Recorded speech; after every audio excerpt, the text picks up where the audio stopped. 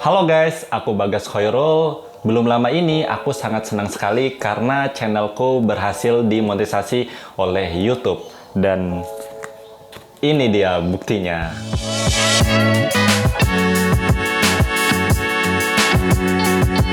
Buat kalian para suhu content creator, channel termonetisasi mungkin adalah hal yang biasa.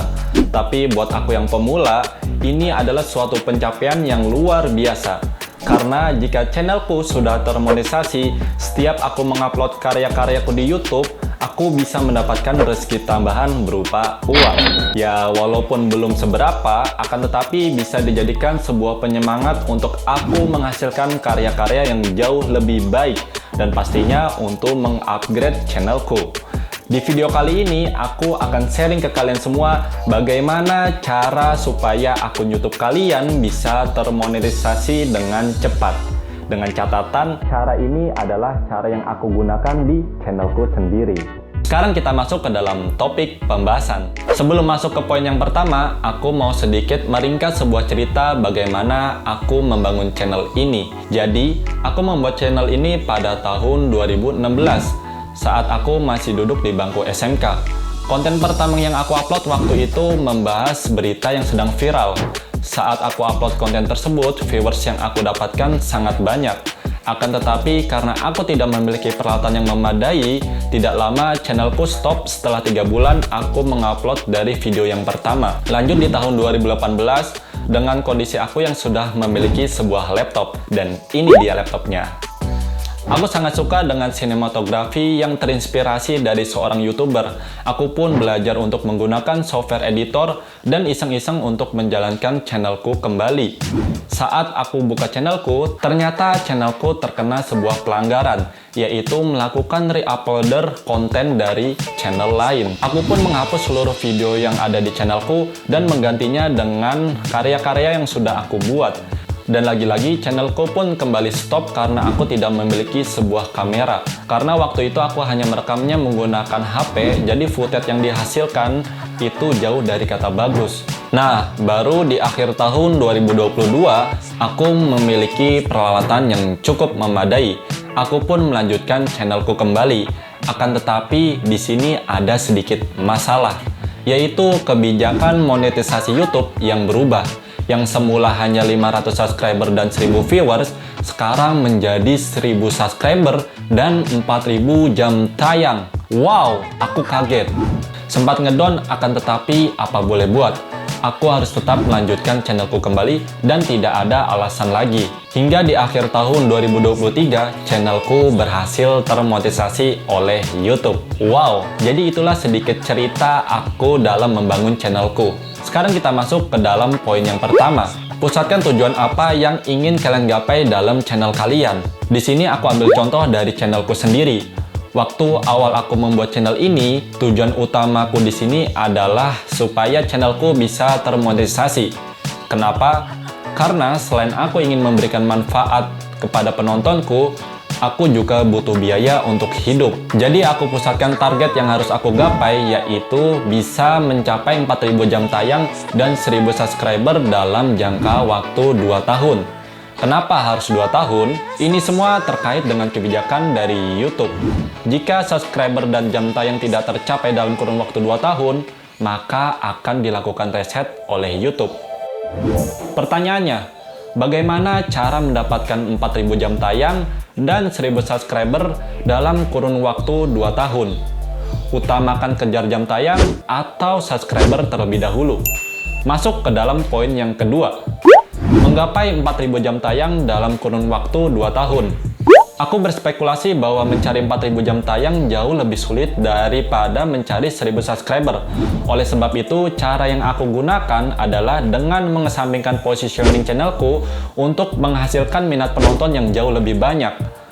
Aku akan jelaskan secara sederhana. Jadi, positioning channel itu adalah memfokuskan channel pada salah satu tema saja. Aku ambil contoh seperti Gadgetin dengan positioning pembahasan seputar smartphone terbaru.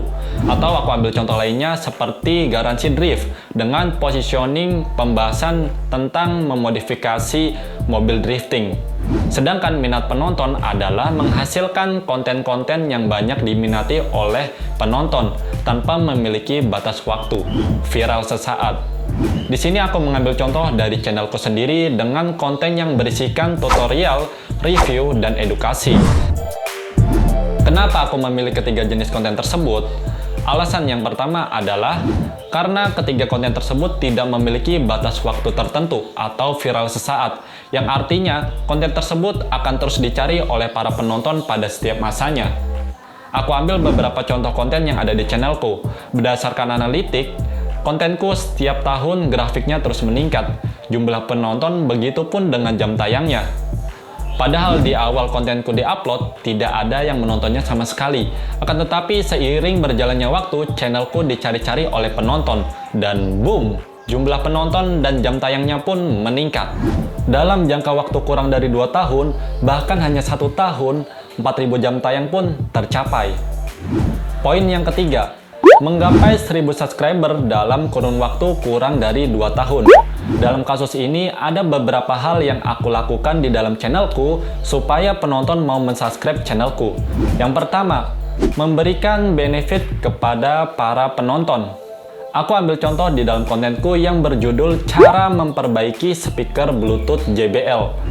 Kontenku ini masuk ke dalam jenis konten edukasi, yang dimana banyak mengandung informasi yang dibutuhkan oleh para penonton yang ingin memperbaiki speaker Bluetooth. Di konten ini tak hanya jumlah penonton dan jam tayang yang meningkat, akan tetapi aku banyak mendapatkan subscriber dari konten ini. Itu semua penyebabnya adalah karena penonton mendapatkan sebuah benefit dari konten yang aku buat. Yang kedua, mengingatkan dan mengajak penonton untuk mensubscribe channelku. Di beberapa konten yang aku buat, aku seringkali mengajak dan mengingatkan penontonku untuk mensubscribe channelku. Ini adalah suatu hal yang penting. Karena menurutku ini adalah salah satu wujud interaksiku kepada para penonton yang menonton channelku. Bahwa jika mereka mensubscribe channelku adalah sebuah apresiasi penonton untuk setiap konten yang aku buat, dan itu semua mudah dan gratis. Poin keempat, menghasilkan konten yang berkualitas. Kualitas dalam membuat sebuah konten menurutku itu sangat penting di platform manapun, baik itu di YouTube, Instagram, TikTok, dan lainnya. Karena poin tersebut sangat mempengaruhi minat dan lama penonton dalam menonton konten kita. Konten itu dikatakan berkualitas apabila memiliki beberapa aspek, yaitu memiliki gambar visual yang bagus, audio yang jelas, pengeditan video yang menarik, dan memiliki sebuah nilai atau benefit yang dapat diberikan. Coba bayangkan, jika kalian menonton sebuah channel yang tidak berkualitas, visual gambar yang tidak bagus, audio yang tidak jelas, pengeditan video yang monoton, dan tidak memiliki sebuah nilai atau benefit yang dapat diambil. Oleh karena itu, aku dari awal bahkan sampai sekarang masih terus belajar untuk menghasilkan konten-konten yang berkualitas. Dan benar saja, buah hasil dari belajarku adalah peningkatan jam tayang dan juga subscriber yang terus bertambah. Poin yang kelima, tidak melanggar aturan yang sudah ditetapkan oleh YouTube. Poin terakhir ini bagian yang menurutku harus kalian garis bawahi, karena seringkali konten kreator itu melanggar aturan yang sudah dibuat oleh YouTube. Untuk jenis pelanggaran yang sering terjadi itu terkait dengan hak cipta. Seperti kalian menggunakan background atau sound effect yang sudah didaftarkan hak ciptanya, atau kalian melakukan sebuah re-uploader konten dari channel lain. Jika kalian melanggar aturan tersebut, maka sanksi yang diberikan oleh YouTube itu channel kalian tidak bisa dilakukan monetisasi, atau bahkan channel kalian bisa di-banned.